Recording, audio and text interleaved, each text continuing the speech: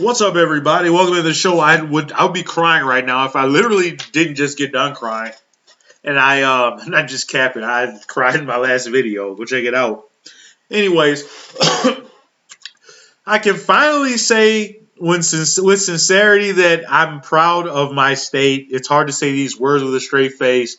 I'm from Tennessee. Living here has been absolutely awful. But this is a good thing, and I'm surprised this happened because it's Tennessee, a Republican patriarchal state. And I'm guessing because it happened to a sheriff's deputy who lost her life to domestic violence. But honestly, I don't care who it happened to because this needed to happen. It's been a long time coming.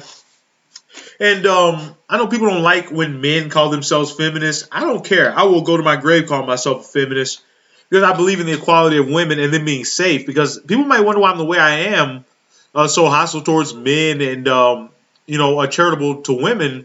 For a couple of reasons, women have never harmed me. They've been nothing but great to me. They've been my lunch ladies, my sisters, my mother, my girlfriends, my doctors, nurses. They've been teachers, everything to me. My bus drivers, and never had any problems with them. And two, I grew up witnessing domestic violence. My dad taking out his problems that he was dealing with. There's no excuse for it. Whatever bullshit he was dealing with on her, and I almost found myself wanting to make excuses for him. That's like how domestic violence is. It's really funny what it does to your head. It's like, I could say he didn't know healthy ways to vent or whatever, but he did. Like, nobody should ever put their hands on a woman. Anyways, Tennessee's domestic violence registry launches Thursday. A registry of Tennesseans considered persistent domestic violence offenders launches Thursday. Savannah's law was passed by the General Assembly during the 2025 session and signed into law by Bill Lee in May. The bill is named after Savannah Puckett, a 22-year-old sheriff's deputy from Robertson County who was murdered by an estranged boyfriend in 2022.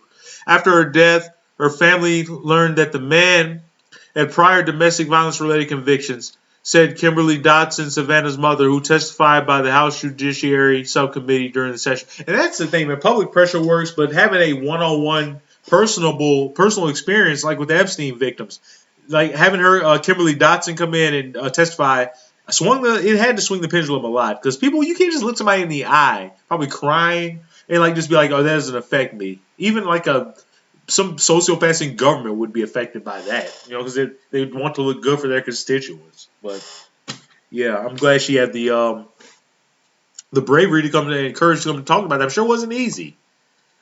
Lawmakers considered the bill in 2024, but were unable to secure the necessary funding. Oh, please.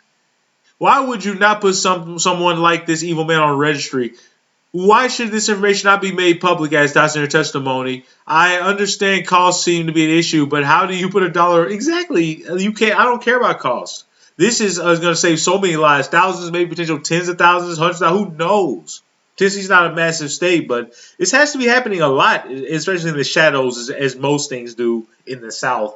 But it's going to come to light. We're going to have these people on a registry. And this is good because it's going to keep women safe. And not even just women. Gay guys, it's going to keep men safe, not binary people safe.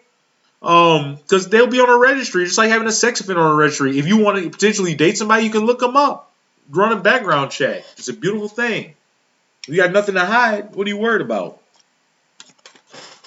The registry will increase state expenditures for the Tennessee Bureau of Investigation by $503,886 in fiscal year 2025-26, according to the bill's fiscal note.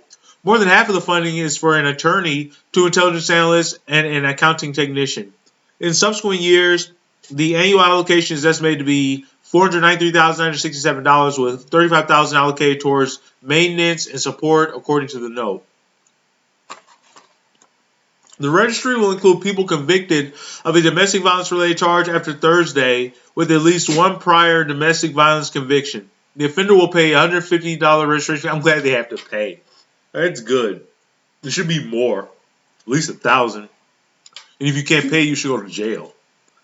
You might hear noise back. My dog's begging for food. I already gave you some chicken.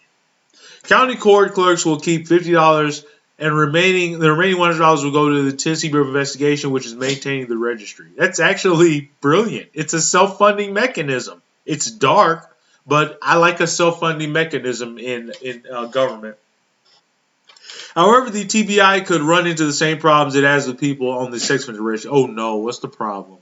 Actual payments related to fees for sex offender registry is not only approximately 33% of what is owed. Hey, calm down. He's like making himself sneeze, and it can't be good for him. That's what he does when he wants attention. I don't know how he learned that. My dog. 33% of what is owed due to offenders being indigent and various other reasons. Indigent means they can't pay. Poor. Is that what it means? The bill's fiscal note said, well, you should go to jail. I know it's not going to get it paid, but there needs to be a punishment. It's assumed the fees for the registry will follow the same collection trends. Like, this isn't good. How about just take it out of our taxes? I think you survey most Tennesseans, at least half, would be okay with that. Like, we have to have this. The estimated revenue for county clerks in the registry's first full year was $30,000 for the courts and $60,000 for the TBI, according to the fiscal note. The registry, which is already online and searchable by the offenders, I'll leave a link to that if you're in Tennessee, you want to look somebody up. The date of offense and the county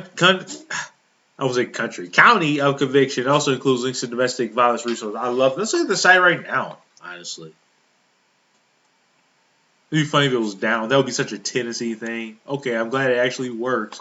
I wouldn't even know where to begin to search somebody, but I'm glad it's up.